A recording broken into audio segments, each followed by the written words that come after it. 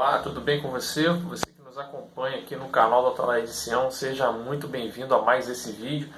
A gente ficou um tempo aí sem postar e na semana passada a gente fez uma live muito bacana e o link dela vai estar aqui inclusive na descrição desse vídeo e eu sugiro que você separe um tempinho aí depois para acompanhar.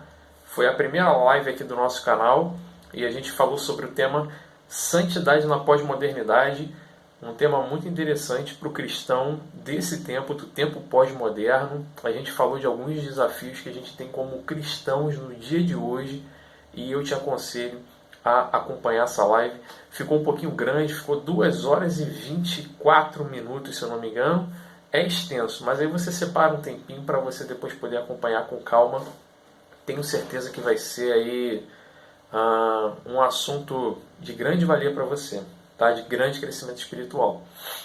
E eu já quero te convidar, se você não é inscrito no nosso canal, no canal da Atalaia de Sião, se inscreve aí no nosso canal.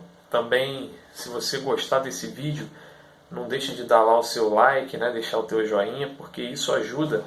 A nossa intenção aqui não é ganhar dinheiro com o YouTube, mas é permitir que o Evangelho, que a mensagem do Evangelho seja propagada com mais força no YouTube e também nas redes sociais.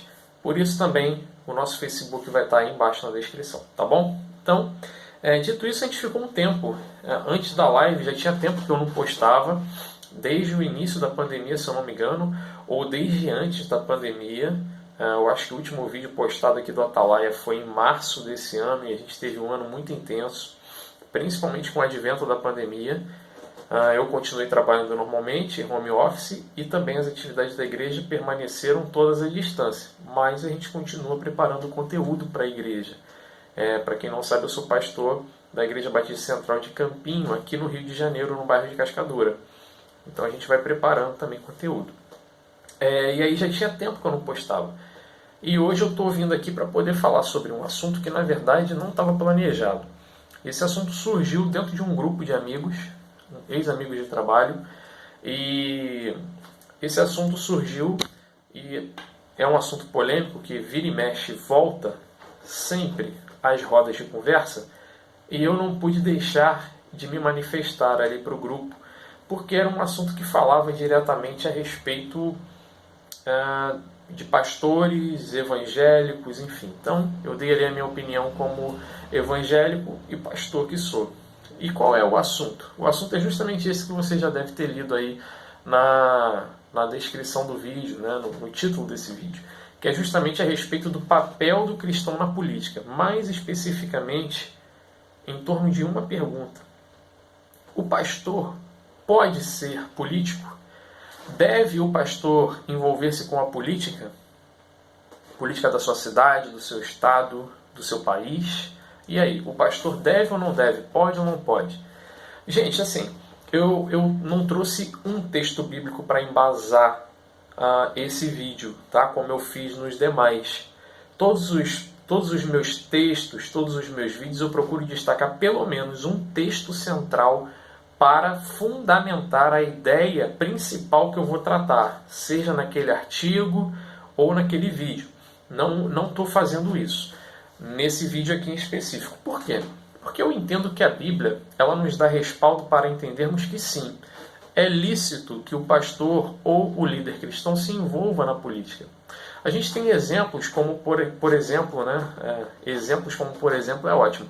Mas a gente tem exemplos na Bíblia como Moisés, talvez ali o maior estadista, um dos maiores estadistas que nós temos destacados, foi aquele que foi responsável pela formação da nação de Israel, do povo de Israel, sendo ali sucedido por Josué.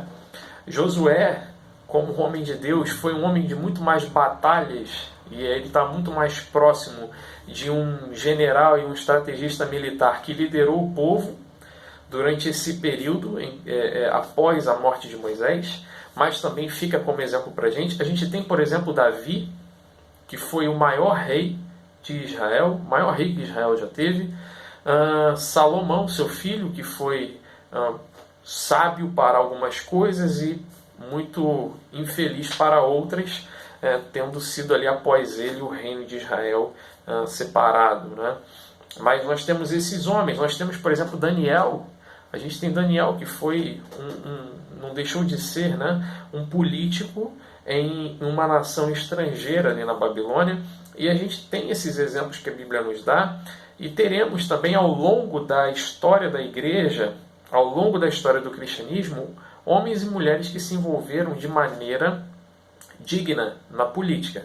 Eu sei que houve abusos, principalmente por conta da aproximação do Estado romano da igreja, a partir de um interesse escuso. Nós sabemos que ao longo da história houve sim abusos, e até hoje esses abusos são cometidos por algumas autoridades eclesiásticas que se envolvem na vida pública, na vida política. Mas, ainda que tenhamos esses abusos, a pergunta que eu te faço é: seriam esses abusos base suficiente para dizermos o líder cristão, seja pastor, bispo, presbítero, apóstolo, hoje nós temos diversas nomenclaturas, mas o líder cristão, e aí o ministro do evangelho, ele pode ou não pode se envolver na vida política? Bom, primeiro ponto que eu faço aqui, não é questão de poder ou não poder. Ninguém é proibido de participar da vida pública, seja da sua cidade, estado ou nação. Não é questão de poder ou não poder. Mas a questão é lícito ou não é lícito? Porque existem situações que são cabulosas, existem situações que são embaraçosas. E nessas situações embaraçosas, é lícito, porém não convém. Entende? Entende a diferença? Não é questão de poder ou não poder, é questão de ser ou não conveniente, ainda que seja lícito. Por exemplo, eu sou pastor de uma igreja batista. Para mim, é lícito me candidatar a um cargo público? Claro que é. Está vindo aí as eleições, eu poderia, por exemplo, me filiar a um partido, eu sou livre para isso, e poderia vir para vereador, por exemplo, vir a disputar as eleições para vereador, aqui na cidade do Rio. É lícito, eu não estaria cometendo crime, certo?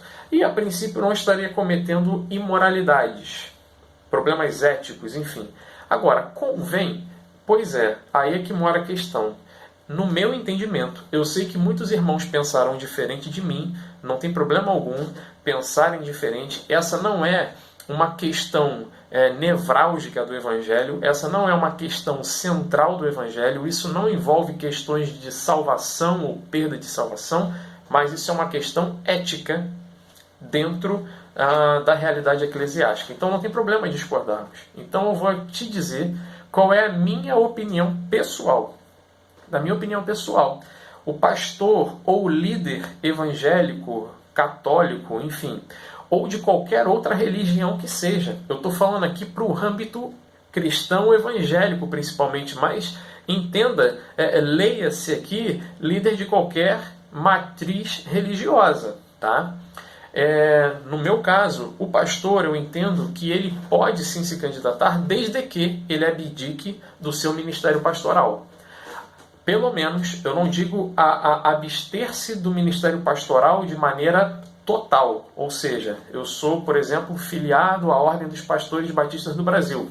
E aí, simplesmente, eu vou vir para candidato. Eu virei como candidato a vereador. Então, eu preciso me desligar da Ordem dos Pastores. Eu preciso abdicar e deixar de ser pastor batista. Não, não é isso que eu estou dizendo. Estou dizendo o seguinte: na condição de pastor de uma igreja local, eu entendo que é saudável que o líder abdique do seu pastorado. Então, antes de vir como candidato, ele deveria abdicar do seu pastorado para dedicar-se à carreira ou à vida pública. Não, enfim, evitando a tentação de utilizar o púlpito como plataforma política. Isso daí serviria para blindá-lo, para protegê-lo e para proteger a Igreja de Cristo de abusos que possam surgir dessa relação. Então eu creio que sim, o pastor pode se candidatar, no entanto, ele deve abdicar do seu ministério, do seu pastorado local. Não é bom que ele esteja vinculando ambas as atividades, certo? Esse é um ponto que eu entendo ser importante. E o segundo ponto importante que ainda é um mito na cabeça das pessoas é a questão do tal do Estado laico. Meus irmãos, o Estado laico não significa um estado de oposição à religião. Algumas pessoas entendem a laicidade do Estado como uma completa oposição à religião.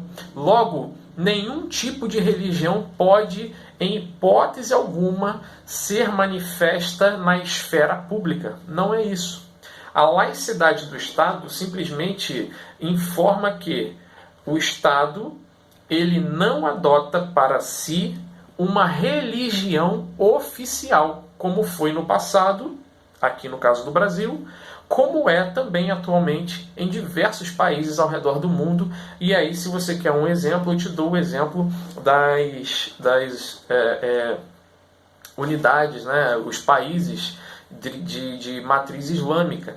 Muitos deles vinculam, incorporam a lei islâmica à sua lei civil, né? E aí torna ali praticamente o Estado civil torna-se um Estado cívico-religioso. Então, isso já aconteceu no Brasil, isso já aconteceu na Europa, isso ainda acontece em alguns países ao redor do mundo, mas no caso da atualidade aqui no Brasil, nós vivemos num país que é laico, ou seja, não é um país averso à religião, de maneira que não pode um pastor, não pode, em hipótese alguma, o presidente ser cristão, não pode, em hipótese alguma, o presidente ser judaico, não pode, em hipótese alguma, o presidente ser espírita, kardecista, enfim. Não tem nada a ver uma coisa com a outra. O que subentende-se da laicidade é o Estado, ele não profere uma religião como sendo sua religião oficial. No entanto, ele protege a liberdade religiosa do seu povo e garante a plena liberdade de manifestação de culto. Isso é a ideia de laicidade. Então, algumas pessoas vão pensar: a religião jamais deveria estar vinculada com a política. Não pode. Bom, essa é uma questão interessante da gente pensar, porque a gente precisa entender que o homem, ele é a soma dos seus valores e ideais. No final das contas, o homem ele é a soma dos seus valores e ideais, princípios, fundamentos. Muitos desses fundamentos, no entanto, são oriundos, muitas vezes, da sua religião. Então, é praticamente inconcebível a ideia de que alguém vá fazer parte da política sem manifestar na política os princípios religiosos que adquiriu, que aprendeu ao longo de toda a sua trajetória de vida. É quase inconcebível essa ideia. Por quê? Porque a formação religiosa faz parte de quem aquela pessoa é.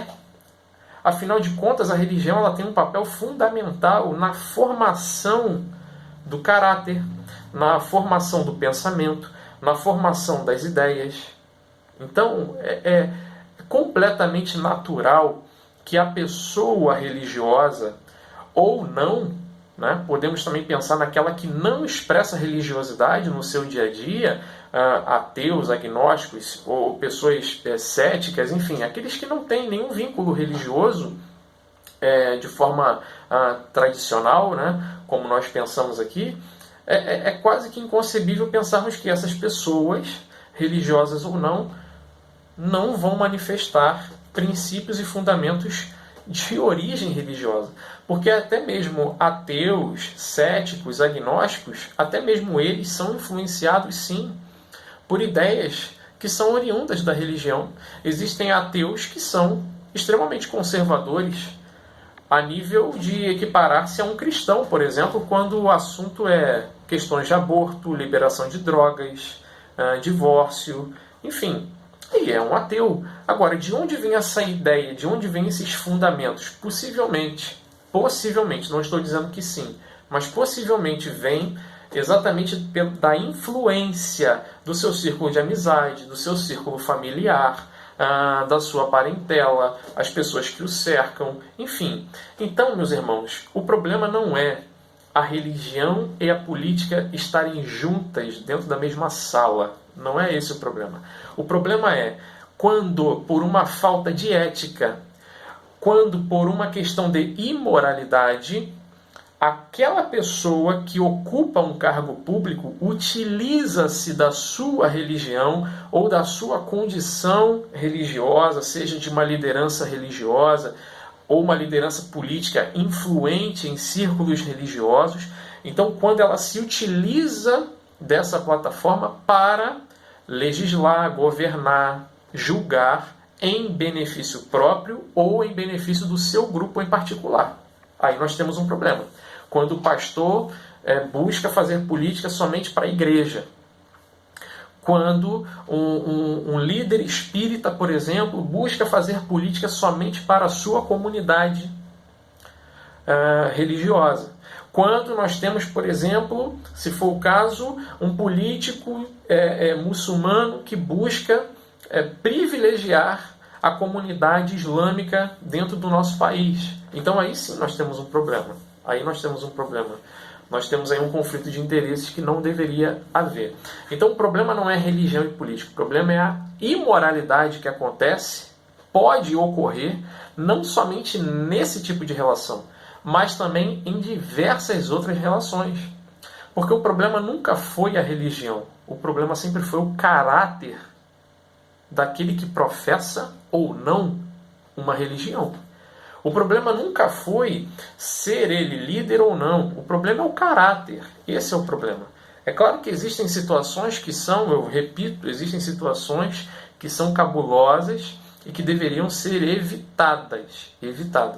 Então, eu fecho aqui esse vídeo dizendo: não vejo problemas em um religioso assumir um cargo político, não vejo problemas em um líder cristão, um pastor, por exemplo, ser também usado por Deus na política, desde que haja coerência, desde que haja ética, desde que haja retidão no seu proceder. E aí sim, no caso do pastor, abdique do pastorado da igreja local, cumpra o seu ministério público, seja ele qual for o cargo público, eletivo, e após finalizada essa função pública, ele retorne para o pastorado. Não vejo dano, não vejo problemas nisso. O problema está exatamente quando nós usamos certas plataformas para impulsionar aí a nossa carreira pública, e assim a gente sabe, muitas pessoas ainda fazem uso, né? Infelizmente, mas entenda bem, saiba separar as coisas, e eu espero que você possa meditar sobre essa realidade e ter uma visão mais aberta, né? Menos radical em relação a isso. O problema não é a religião, o problema é o caráter. Sendo ou não religioso, se for mau caráter, ele vai trazer problemas de qualquer maneira, tá bom? Então, eu te convido aí mais uma vez a se inscrever aqui no nosso canal, deixa o seu comentário se você achou interessante esse assunto. Se você tiver também interesse em outros assuntos, não deixa de colocar aí nos comentários, tá bom? Ou também falar com a gente lá no Facebook, mandar mensagem, pode mandar que a gente responde na medida do possível. Tá bom? Um grande abraço para você. Até a próxima. Eu espero te ver aqui no próximo vídeo. Tão logo eu grave e coloque aqui no YouTube. Se Deus quiser, em breve estarei fazendo isso. Tá bom? Um grande abraço, fica na paz e até a próxima. Tchau, tchau.